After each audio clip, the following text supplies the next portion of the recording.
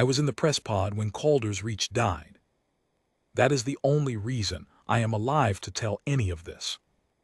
I had pulled back to the pod 40 minutes before the impact to file my coverage notes on the referendum count, cross-referencing the vote tallies against the historical projections my editor had sent up the morning of, checking the regional breakdowns against the pattern we had modeled in the weeks before the broadcast. And I had the pod hatch sealed and my terminal open, and a half-eaten meal growing cold on the fold-down shelf beside me when the station shuttered. Not the way stations shudder when something mechanical fails, the way they shudder when something external has decided they should. The lights dropped to emergency amber. The terminal kept running. Press pods have independent power supplies for exactly this reason, and I had filed from enough damaged installations over 19 years to have developed the superstition of checking every pod's systems the moment I sealed myself in. Everything showed green. The lights outside the viewport dropped to amber, and then the lights outside the viewport were gone entirely, and the cameras I still had running on the main transmission floor went white with something the sensors characterized only as a high-intensity thermal event, and then they went to nothing, and the sound inside the pod dropped from station ambient, the continuous, low mechanical hum of an installation running at triple its normal complement, to the hollow pressurized quiet of a sealed compartment that is no longer attached to anything large enough to vibrate. The pod had been shaken free of its berth. I did not know in those first minutes that Calder's Reach was gone. I thought structural failure. I thought cascading power event, the kind you get on aging deep space relay installations when thermal cycling exceeds spec across a maintenance-deferred grid. Calder's Reach was 40 years old. I had filed 3 stories in the past 2 years about its maintenance backlog, and the ECIB's Facilities Division had responded to each of them with the patient bureaucratic confidence of an organization that considers a still-functioning transmission array sufficient evidence that no maintenance is required. I thought, finally, the thing I warned about. I thought, accident. It took the pod's passive scan array 11 minutes to resolve the debris field around me, and another 4 minutes for my terminal to pull the fragmentary telemetry still transmitting from the station's outer sensor buoys, the ones on the far side of the installation, away from whatever had happened, too small and too peripheral to have been worth a second shot. The debris field was not consistent with a structural failure. I have documented 2 structural failures in my career. I know what they look like. They produce particular debris profiles, material fracturing along stress lines, along weld seams, along the prefabricated junction points that have been the engineering weak zones of every modular deep space installation since the first ones went up over Titan. The plating shears in sheets. The internal framework collapses in sequence. The debris expands at velocities consistent with pressurization loss and thermal stress, not with acceleration by an external force delivered along a specific vector at a specific target. The debris around my pod had not been sheared. It had been punched through. Plating that the buoy telemetry recorded as 4 centimeters of hardened composite was now vapor-edged apertures, circular, not linear, ringed with the characteristic scorch signature of a kinetic penetrator traveling at a meaningful fraction of light speed. The main transmission array, the one that had been broadcasting Earth's Accord referendum results on every standard frequency to every receiver in range for the past 18 hours, was not bent or broken or overloaded. It was not there at all. In its place was an expanding cone of particles too fine and too uniform to be anything except the aftermath of a precisely shaped impact against a specifically targeted structure. Someone had aimed at us. Someone had aimed specifically at the main transmission array, not at the power plant, not at the docking infrastructure, not at the crew quarters or the medical bay or the administrative complex, at the array, at the thing that had been broadcasting. Calder's Reach had been carrying 11,200 people that day. The station was at triple its normal complement because of the referendum broadcast. extra engineering staff running the expanded transmission load, additional administrative personnel processing incoming vote tallies from Earth's relay network. The entire First Contact Commission, which had assembled in person because the commission's chair, Dr. Amara Osai, had wanted the certification of the results to happen at the point of broadcast. A symbolic gesture, she had called it in the address she gave 3 days before the referendum opened. The point of broadcast as the point of certification, the thing witnessed being the thing confirmed, the galaxy watching not just the vote, but the act of trusting the galaxy to watch. 7 diplomatic observer delegations from allied species had come to see it. They had made the journey because watching humanity make a civilization-level decision in public, and in real time, was exactly the kind of thing the rest of the galactic community had spent 60 years not quite believing we were capable of. We had invited the galaxy to watch. We had turned our cameras outward and transmitted on every available frequency. Here is who we are. Here is how we decide things. Here is our debate and our doubt and our disagreement and the process by which 11 billion people arrive together at an answer to a question that will shape the next century of their civilization's relationship with everything beyond their own system. Here is our vote. We had been reaching out, and I was floating in the debris of what that reaching had cost. I did not know that yet in those early minutes. I knew only the shape of the wreckage, which was wrong, and the absence of the array, which was specific, and the expanding cloud outside the viewport, which contained 11,200 people and the most carefully prepared public gesture in Earth's history. I started recording. It is what I do. After 19 years of covering things that cannot be undone, I have learned that the record is the only thing that survives with integrity when everything else has been destroyed or contested or quietly revised, and I did not yet know how seriously this record was going to need to survive. I turned on every sensor I had. I opened every log file the pod carried. I noted the time and the coordinates and the debris profile and the buoy telemetry readings and the pod's own impact record, which showed the direction and approximate force of the shockwave that had separated me from the berth. I noted what the scan array could and could not resolve.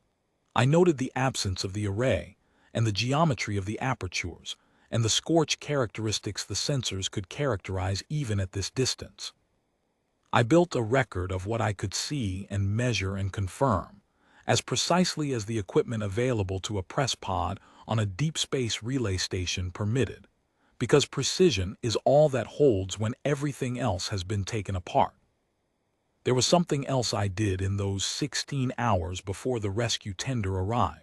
Something that did not go into the official log but that I have written about since, because I think it matters to the record in a way that the sensor data does not cover. I looked out the viewport at the debris cloud. Not continuously, but repeatedly, in the way that you find your eyes returning to something you cannot process, something that the mind keeps trying to organize into a form that will fit within its existing categories and keeps failing. The debris cloud was expanding as I watched.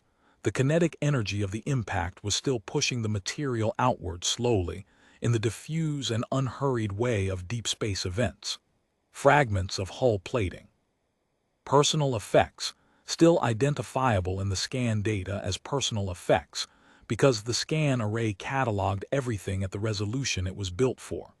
Communications equipment from the broadcast infrastructure. Structural members from the array supports, and between all of that, distributed through the field the way the scan array could detect but could not separate into individual readings, the 11,200. I had met 43 of them. I know because I went back through my contact files while I waited for the rescue tender. It is the kind of thing you do when you cannot do anything else, when the available actions are to record, which I was doing, and to look at the debris, which I kept doing, and to go through your records, which I did. Counting up the people I had spoken to in the weeks of preparation for the broadcast. The engineering team lead who had shown me the array control room and explained, patiently and with obvious pride, how the broadcast redundancy systems worked. 3 members of the Commission's communication staff. Dr. Osai's protocol officer, a young man named James Adebio, who had been on his first interstellar assignment and who had spent 20 minutes telling me about his grandmother in Lagos and how much he wished she could have seen this. The broadcast technicians, the logistics coordinator who had managed the triple complement berthing schedule. 43. That was my count.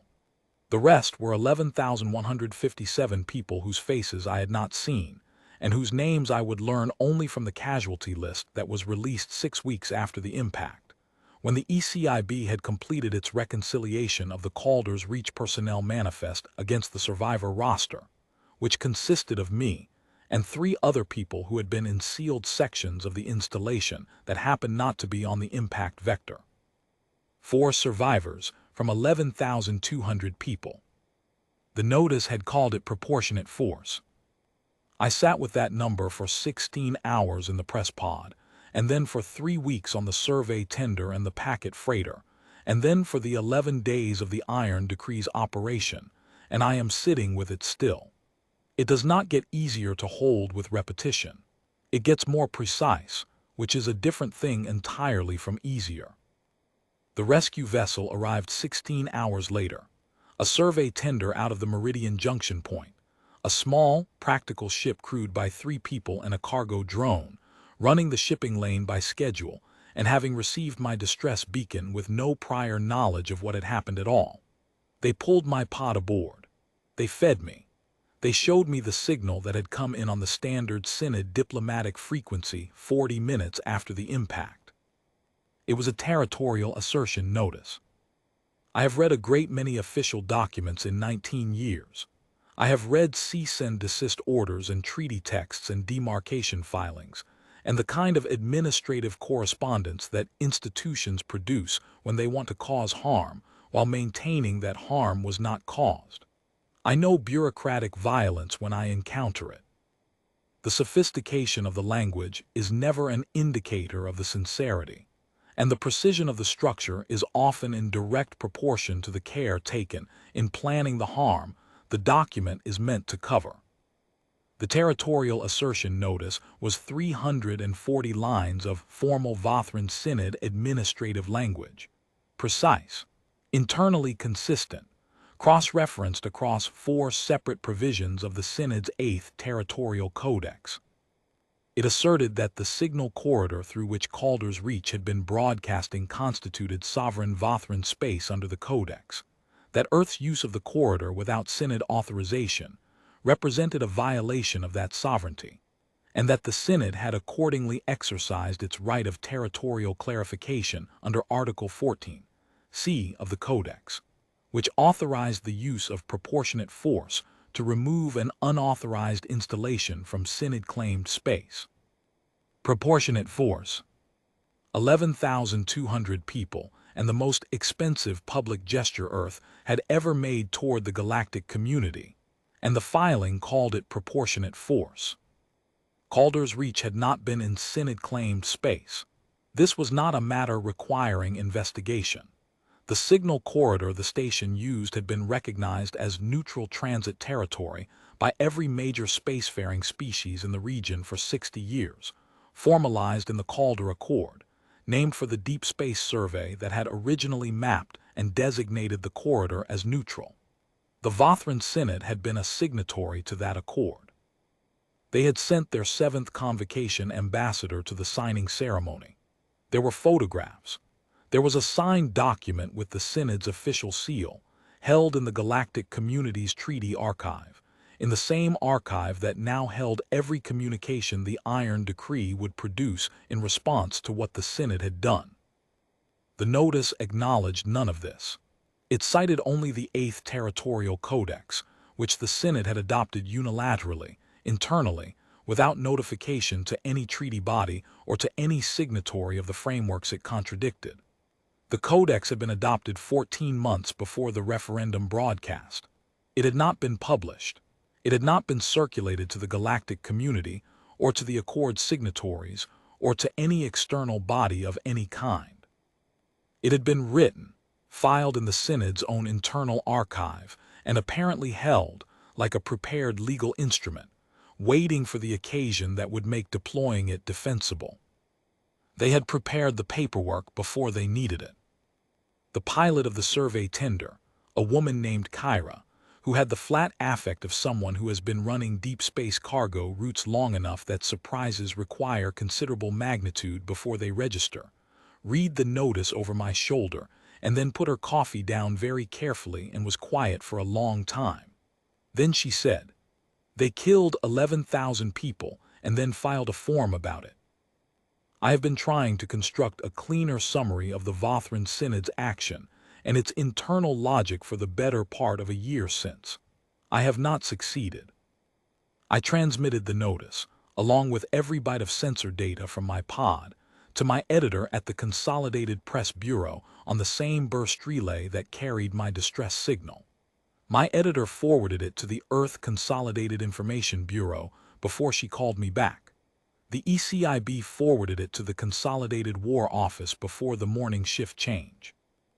I was still in transit, 10 days from the nearest hub on the survey tender, then 3 more days on a packet freighter, when the War Office's full council convened its first session on the matter.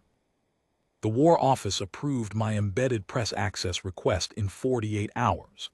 The officer processing the request had recognized my name from the Calder's Reach manifest and understood that an eyewitness with authenticated, real-time sensor documentation of both the debris field and the notice represented a different kind of resource than a correspondent asking to embed after the fact. They did not want coverage in the usual sense. They wanted a witness, someone who had been in the debris field, who could say under any scrutiny the galactic community chose to apply that she had documented what she saw in real time with her own equipment, and that the sensor data pointed in one direction and one direction only. The authentication would matter. The chain of custody would matter. The notice had been filed by the Synod to give their action the form of law, and when you are responding to law with law, the record has to be unimpeachable. I approved the access from the freighter before I had cleared the outer margin of the meridian sector. Of course I did. I had 11,200 reasons. I had the images from my pod sensors. I had the text of the document that had used the phrase proportionate force to describe the destruction of 11,200 people, and the entire First Contact Commission, and 7 allied diplomatic observer delegations, and the peace gesture that those delegations had come in person to witness. I said yes. I picked up my equipment and I said yes, and I did not look back. The freighter dropped me at the Meridian hub, and I was on an ECIB transport to Earth within the hour. The transport was carrying 3 other passengers, a survey team returning from a mapping assignment in the outer systems, 2 men and a woman who had been in deep space for 7 months and who had received only fragmentary news about Calder's Reach before I boarded. I told them what I had seen. I told them precisely, with the same discipline I had applied to the sensor log, because precision is the only courtesy you can offer people when the thing you are describing is not the kind of thing that accommodates softening. The woman, her name was Riva, she was the team's geologist, listened to all of it without interrupting, and when I finished she was quiet for a long time and then she said, "They watched the vote happen and then they shot the station." I confirmed this. She said, "They thought watching us vote was watching us surrender." I said I believed that was essentially the Synod's assessment, based on the timing of the notice and the preparation of the codex. She looked at me with the expression of someone who is deciding whether what they want to say is worth saying aloud, and then she said, "That was a catastrophic misreading." It was. It was the most catastrophic misreading in the Synod's history of diplomatic assessments. And it cost them, in the 11 days that followed the Iron Decree's departure from the staging area, everything their 8th Territorial Codex had been designed to protect. I thought about Riva's phrasing, catastrophic misreading, for the rest of the transit to Earth, and for most of the time since, because it contains something that the other available phrasings do not. It locates the error not in the Synod's malice, though the malice was real, and the notice was evidence of it, but in their fundamental failure to understand what they were looking at. They had watched 11 billion people vote and they had seen weakness. They had watched transparency and they had seen exposure. They had looked at the most organized, deliberate, consensus-built act Earth had ever produced, and they had classified it as submission. They had misread us completely. And the Iron Decree was not punishment for the malice exactly. It was the correction of the misreading. It was Earth making legible, in the only language the Synod's action had left available, what Earth actually was. The War Office named the operation the Iron Decree on the 12th day after the impact. I was in the briefing room adjacent to the decision room, not the room where the decision had been made, because that room was not for press, and I respected that boundary, where the command structure was being assembled and the first operational sequence maps were going up on the wall displays. The senior operational planner was Commodore Adarin Voss, a compact man. He had the physical stillness of someone who had learned, across a long career, not to use his body as a communication instrument while he was thinking. He spoke in precisely measured sentences and did not raise his voice and did not use words that required clarification afterward. He was tracing the Synod's Assertion beacon network on the display wall when I first saw him in that room. The projection covered 31 systems, color-coded by beacon density and enforcement infrastructure, with the major relay nodes marked in a deeper shade to indicate their function as the communication backbone of the 8th Territorial Codex. He traced the network with one finger, node by node, moving through the display with the pace of someone who had done this many times in preparation, and was doing it now for the benefit of the officers beside him who had not. I watched his finger move, and I counted the nodes as he passed them, and I understood, in a way I had not fully understood from the briefing documents alone, how large the architecture was that the notice had been built on. The Synod's Assertion network was not a bureaucratic abstraction. I had understood it as paperwork before that briefing room. The beacons were physical hardware, real installations, built and maintained at ongoing cost by Synod Engineering Corps, transmitting on frequencies specifically calibrated to reach every receiver in their operational zone. They broadcast the codex signal continuously, on dozens of channels each, at power levels designed to ensure legibility at the furthest extent of their claimed space. They were the claim-made material. They were the mechanism by which a document in an archive could become an enforceable assertion of sovereignty across 31 systems, something that ships encountered, that stations received, that any species operating in those systems could not simply ignore. Without the beacons, the 8th Territorial Codex was words in a file. With them, it was infrastructure. The notice had been lethal because the infrastructure had backed it. The Iron Decree would remove every piece of that infrastructure. 408,000 warships. Commodore Voss put the number on the display when he had finished walking through the network map, and it was a specific operational number, not a political one, derived from the force assessment required to address all 31 systems simultaneously, to ensure that no beacon had time to broadcast a warning to another before the Iron Decree's ships were already present, to ensure that the relay network could not route around the disruption by channeling communications through nodes still online. The simultaneity was the operational requirement. The fleet was sized to that requirement and not to any other consideration. The ships were drawn from 4 standing commands, 3 reserve formations, and the Meridian Sector garrison. It took 16 days to assemble them at the staging area, 3 light towers from the Synod's outer beacon line. I spent those 16 days on the command carrier designated as the Iron Decree's flag vessel. The ship's name was Calder's Answer. It had not been named that in its registry. It had a hull designation, a number and a class prefix. That was its formal entry. But in the first days after the ship was assigned to the operation, someone on the crew had stenciled the name on the hull near the main docking collar in the script used for ship names in the standard Navy registry format. and the rest of the crew had followed without instruction or direction. And by the time Commodore Voss arrived to assume command, the name was on the hull in letters 60 centimeters high, and nobody with authority over the ship or the operation was going to remove it. The Commodore did not order it removed. I asked him about the name in my first formal interview with him, 2 days before the fleet moved. He stood at the viewport looking at the name stenciled on the hull in the dry dock lighting before he answered. He said, "The Synod filed a notice. We are filing an answer." He moved to the next question. He did not expand on it. That was the only statement he made during the entire operation that he allowed me to quote in full, and it is, I have come to believe, the most complete articulation of the Iron Decree's purpose that anyone produced. Not vengeance.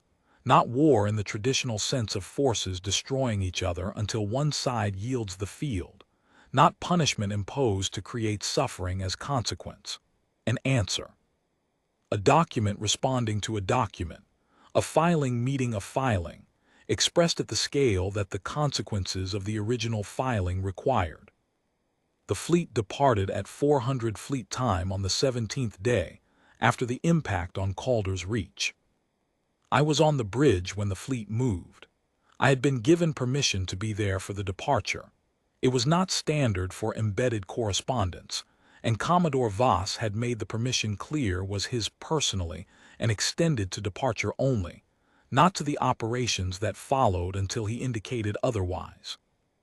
I stood at the secondary display station and watched 408,000 warships begin to move on the operational map, and I tried to find the right description for it, and I found that I could not. The scale is the problem with the description. I have covered war. I have been embedded with forces that numbered in the thousands and in the tens of thousands, and I understand what those numbers mean in terms of the human reality they represent, the logistics, the coordination, the sheer mass of individual people who are each doing their specific job at the same time. But 408,000 warships is a number that does not fit within the architecture of human comprehension in the normal way. You can say it. You can write it. You cannot fully visualize it, because the spatial distribution of a fleet that size extends across distances that defeat ordinary scale. What I could see on the display was the sequencing map, the operational diagram showing which formations were moving in which order and at what timing intervals, color-coded by sector assignment, annotated with the relay targets each formation was responsible for. What I could see through the viewport was only Calder's answer itself and the immediate formation around it. The ships close enough to resolve as discrete objects in the ambient light, their hull plating marked with weld seams and the scuff of accumulated operational use, their running lights holding steady as the fleet began to move. The ships farther out were points of light, and the ships farther out than that were not individually visible at all, only their collective presence detectable in the sensor data. But the map told the truth of it. The entirety of what the Commodore's planning teams had assembled, coordinated to the second, moving through Synod space in the sequencing that had been designed to ensure nothing could adapt faster than the fleet advanced. I thought about what the Synod's monitoring network would be receiving when it detected what was coming. The Synod's assessment of Earth had rated us as a species that made decisions by committee and broadcast them to the galaxy before acting. They had concluded from that assessment that our deliberation was our vulnerability. I wondered, in those first hours after the fleet moved, whether any of the Synod's monitoring infrastructure had registered the departure from the staging area, and whether whoever received that data had understood what they were seeing. Whether they understood that the same species that had broadcast its referendum on every available frequency was also capable of this. 408,000 warships, sequenced and precise, moving in the direction of 31 systems with the same organized deliberateness that had produced the vote. Not instead of the deliberateness. Because of it. The fleet was the product of the same civilization that had taken 6 years to prepare a referendum and 18 hours to broadcast it. The fleet was what happened when that civilization decided, together and in public, that a response was required. Lieutenant San called me back from the viewport to the secondary display station as the last of the outer arc formations reached their starting positions. She pointed at the sequencing display without speaking, then returned to her own station. I looked where she had pointed. On the display, in the timestamp field, the synchronized movement record was beginning to fill in each formation, logging its departure time as it moved. The log building a complete record of the fleet's departure in real time, synchronized to the War Office's official chronometer, every timestamp authenticated and archived. The Iron Decree was filing its record from the first second of its movement. That was when I understood, more completely than I had before, what the Commodore had meant. Not just an answer, a documented answer. A filing in the most rigorous sense, time-stamped, authenticated, complete, preserved in the record so that no subsequent account of events could alter what had happened without altering a record that the galactic community's treaty archive would hold independently of anything Earth or the Synod chose to claim afterward. The Iron Decree was not just canceling the Synod's claim. It was creating an indelible record of the cancellation, built to the same archival standard as the documents it was voiding. The outer beacon line was 42 installations spread across the boundary systems of the Synod's claimed territory. They were not armed. Assertion beacons were administrative infrastructure, not military hardware. The Synod's operational doctrine had apparently held that no species would challenge a formally filed territorial codex through direct physical action, that the appropriate response to an assertion was a counter-assertion, a legal objection, a request for arbitration through the interstellar administrative machinery that existed precisely to manage these disputes. The doctrine assumed that Earth's response to the destruction of Calder's Reach would be legal proceedings. Forms and counterfilings and arbitration, requests rooted through treaty bodies, years of process, decades of institutional grinding, toward a finding that would arrive long after the Synod's physical infrastructure had made the original claim into established fact on the ground. The doctrine had not accounted for what Earth's lawyers would recommend when the claim had been used to cover the killing of 11,000 people in neutral transit territory under a treaty the Synod itself had signed. The 42 outer beacons went dark in 11 minutes. Not destroyed. The Iron Decree's operational parameters had been specific about this, and I had the brief on record. And I want to be precise because precision is the only thing that distinguishes what the Iron Decree was from what it would be easy to mistake it for. The beacons were taken offline by precision targeting that disabled their transmitters while leaving the physical structures intact. The Synod could rebuild them in the years that followed if it had the resources and the will. The Iron Decree was not preventing recovery.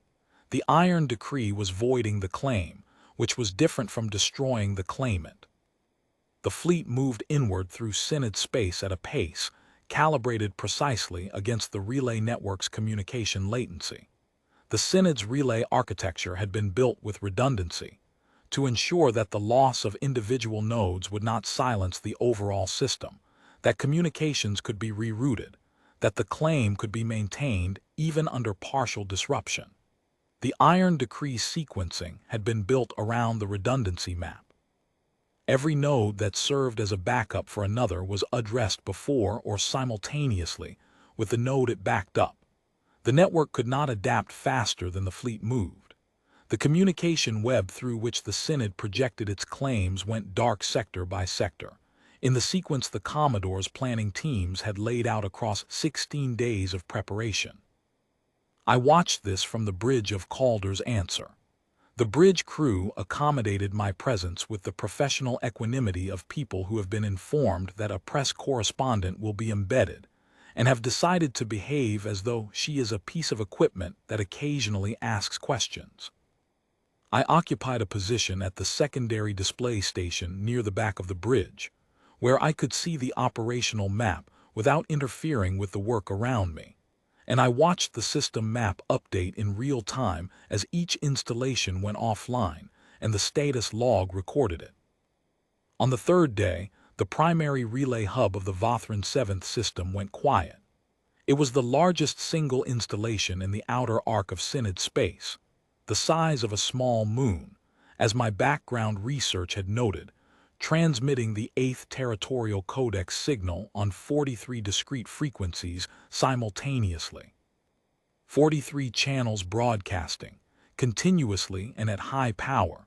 The claim that the corridor where Calder's Reach had operated was Synod space, that Earth's use of it had been unauthorized, that the notice had been a lawful exercise of Synod authority under the Codex. The hub's transmitters went dark in sequence, one frequency at a time, as the precision teams worked through the targeting parameters.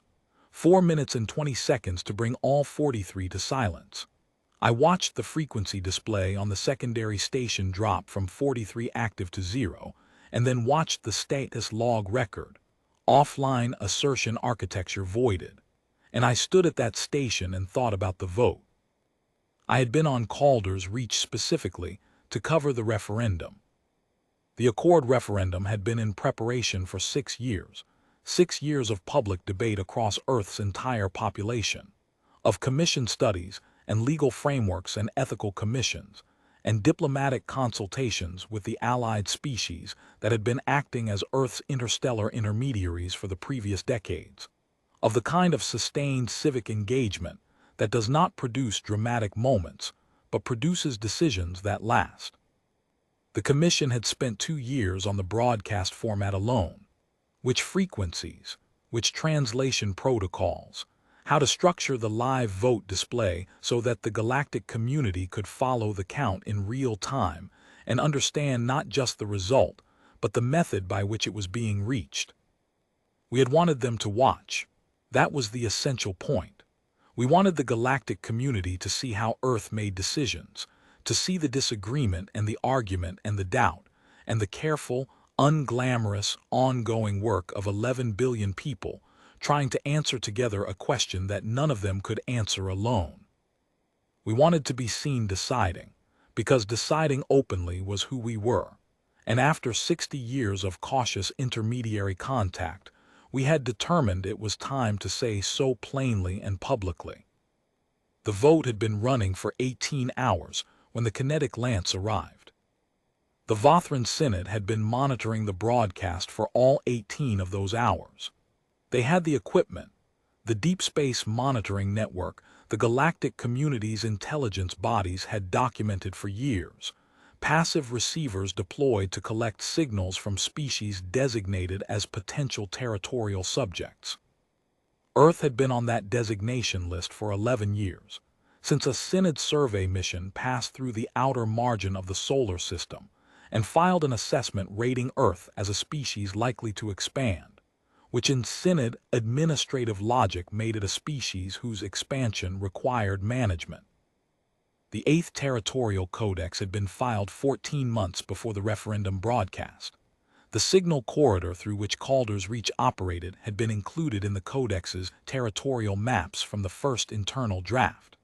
The Territorial Assertion notice had been prepared in template form before the referendum was publicly announced. They had built the legal structure around the specific corridor where they knew Earth's primary deep space relay installation operated. And they had held it, and they had waited for the occasion that would make using it defensible. And the occasion they chose was the moment when Earth's 11 billion people were voting, openly and in full public view, to reach toward the galactic community with open hands. They had watched us vote for 18 hours. They had watched the running count rise toward 73% in favor, and they had concluded, from the evidence of our most transparent and peaceful public act, that a species willing to discuss and vote and transmit openly was a species that would accept a filing, that a species reaching toward the galactic community was a species available to be managed, that open hands were for taking. So they had fired and filed the paperwork 40 minutes later.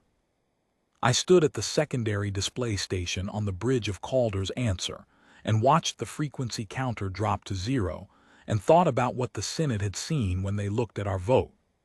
I thought about Dr. Osai's address. A civilization that can make a choice this large in public is a civilization that is ready for whatever the choice produces. I thought about the 6 years of preparation, the 2 years of broadcast engineering, the 7 allied diplomatic delegations that had traveled to Calders, reached to witness a process they found remarkable enough to witness in person. I thought about the fact that being remarkable enough to witness in person had, in the Synod's assessment, been an indicator of vulnerability.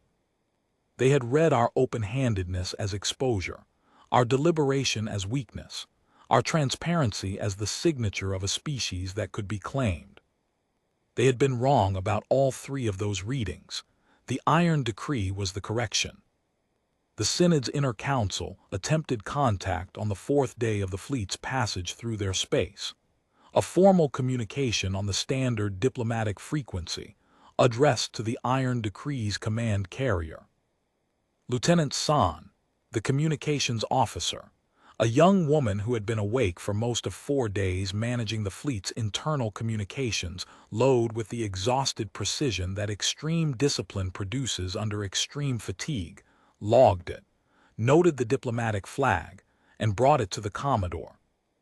It was a representation of concern under Article 9 of the Synod's dispute resolution framework, citing the Iron Decree's movement through Synod space as a violation of the 8th Territorial Codex, and requesting that Earth's forces withdraw pending the initiation of formal treaty arbitration through the appropriate interstellar administrative channels. The Synod was filing a complaint about the cancellation of the claim that had been used to authorize the killing of 11,000 people in neutral transit territory. Commodore Voss acknowledged receipt in the log. He did not respond to the substance. The Iron Decree continued on its sequencing. 3 more communications arrived in the following days. 2 were formal objection notices under different articles of the dispute resolution framework. 1 was a request for ceasefire contingent on Earth agreeing to submit the dispute to arbitration through a specific body the Synod had designated. A body that, I discovered when I looked it up, had been constituted entirely under the 8th Territorial Codex and was governed by its provisions. They were requesting that Earth submit the destruction of Calder's Reach and the Iron Decree's response to a tribunal the Synod had created, governed by the rules the Synod had written, to adjudicate disputes under the Codex the Iron Decree was in the process of dismantling. The Commodore acknowledged all 4 communications, responded to none. The fleet continued. I asked Lieutenant San on the 6th day, when she had been awake for most of 6 days and had the particular clarity that sometimes arrives on the far side of exhaustion in disciplined people, what she thought when she read the filings. She considered the question for a moment. Then she said, "I think they don't understand yet that we're not a party they can file against." I wrote that down exactly as she said it. It is the most precise statement of the Iron Decree's operating logic that anyone offered me during the course of the operation, and it came from a young lieutenant managing communications traffic for 408,000 warships on 6 days of interrupted sleep. We reached Vothran Prime on the 11th day. The planet resolved on the main display as a large world larger than Earth, with a dense equatorial agricultural belt and a surface color the display's rendering engine showed as amber green, the characteristic palette of Vothran agriculture at the latitudes where most of their population was concentrated. Dense, by Synod standards, not by human ones. The sensors estimated hundreds of millions of inhabitants. Commodore Voss stood at the viewport and looked at it for a long time before he spoke. Then he gave the positioning orders. 408,000 warships moved into high orbit around Vothran Prime. The formation covered every approach vector to the planet's surface from every calculable direction. The Synod's orbital defense network, calibrated against the kinds of challenges its doctrine had anticipated, which were not challenges of this size, from a force of this number, arriving with this speed, made the only decision available to it and stood down. The Commodore allowed 3 hours. In those 3 hours, every Synod military vessel in the Vothran Prime system either withdrew to non-threatening distances or was neutralized when it held position against ships it had no capacity to contest. Every assertion beacon in the system went dark. The last 2 primary relay nodes connecting Vothran Prime to the outer arc of Synod space were taken offline by the precision teams. When the 3 hours were complete, the Synod's external communication architecture, the mechanism by which the government on Vothran Prime projected its claims and its signals, and its authority outward into the 31 systems the 8th Territorial Codex had asserted, was entirely gone. The planet itself was intact. The population was alive and unharmed. The government buildings were intact. The civilian infrastructure was intact. The Synod's internal administrative channels were still running. Somewhere in the administrative archive, the 8th Territorial Codex still existed as text, and the Territorial Assertion Notice still existed as text, and all 14 months of preparatory work that had preceded the notice's filing still existed as text. What was gone was everything those texts could reach. Then Commodore Voss sent a shuttle to the surface. 3 people. A War Office legal officer named Kira Dorrant, a thin, focused woman who had spent the 11 days of the operation in the command carrier's conference room working through documents with the concentrated precision of someone preparing to do a very specific thing very precisely. A communications specialist.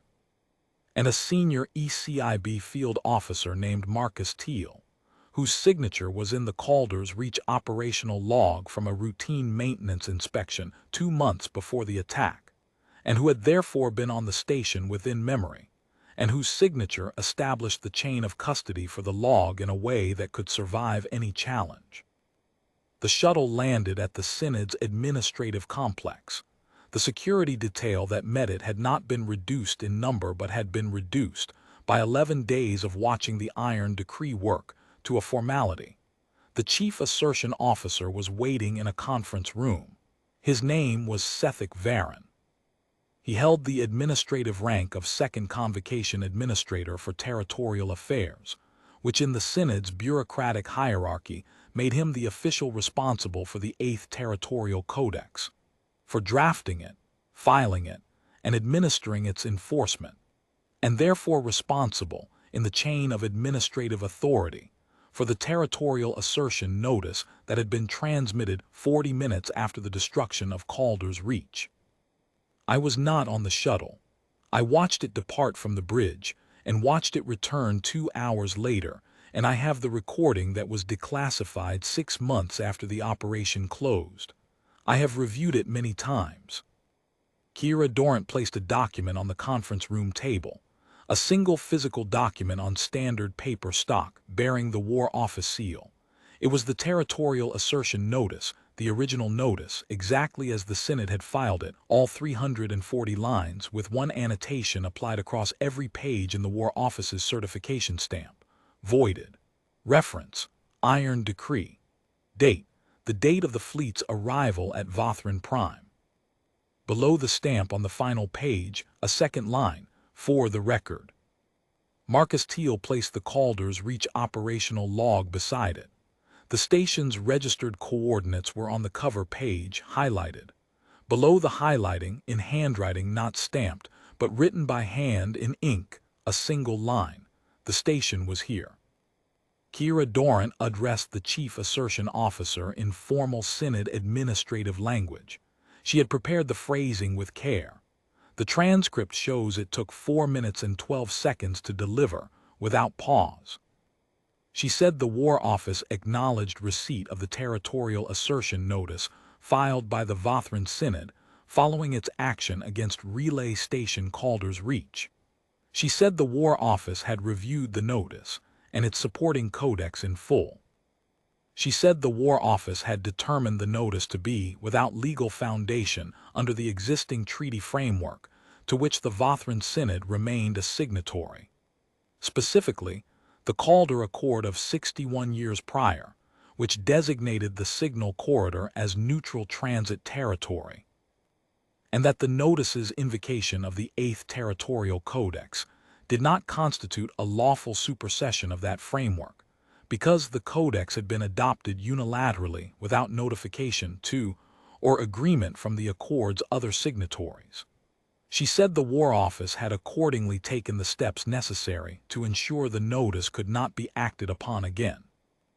She said those steps were documented in the Iron Decree operational record, which had been filed with the Earth Consolidated War Office and would be transmitted to the Galactic Community's Treaty Archive upon the operation's formal close. She asked Sethic Varen to confirm receipt of the voided notice and the operational log for the War Office record. He confirmed. She logged the confirmation. She said, lastly, that the Earth Consolidated War Office extended no further communication to the Vothran Synod at this time, and that the matter of the Territorial Assertion notice and the Synod's action against Calder's Reach was, as far as Earth was concerned, answered. Not resolved, not concluded, not settled. Answered. The shuttle returned to Calder's answer. I filed my dispatch from the bridge, looking down at Vothran Prime through the viewport, and I sat with the language for a long time.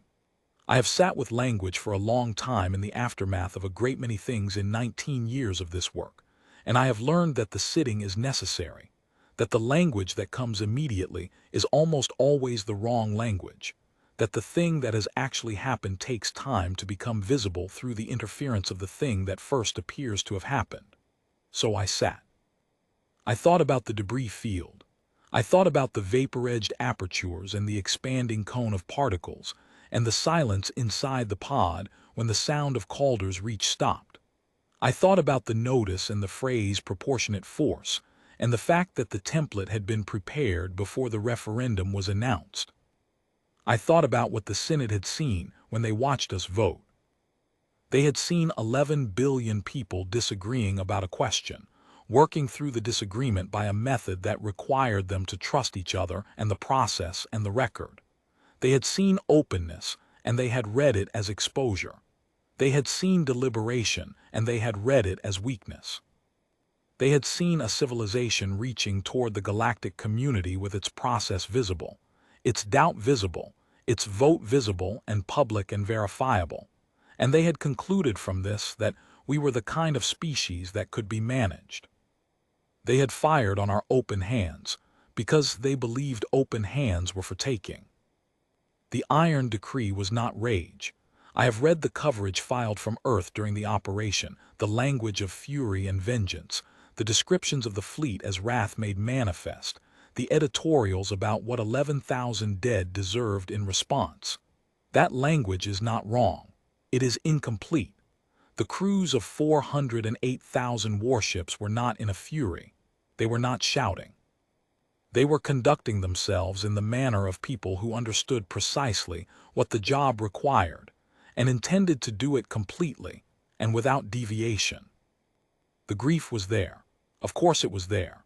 11,200 people, the entire First Contact Commission, Dr. Osa, the 7 observer delegations, the engineers and administrative staff and communications technicians who had been on Calder's Reach because the array needed people to run it while humanity decided, openly and together, whether to say hello to the universe. The grief was there in every face on that bridge across 11 days. But grief, in people with enough discipline to let it run its course, sometimes becomes something harder and quieter and more precise.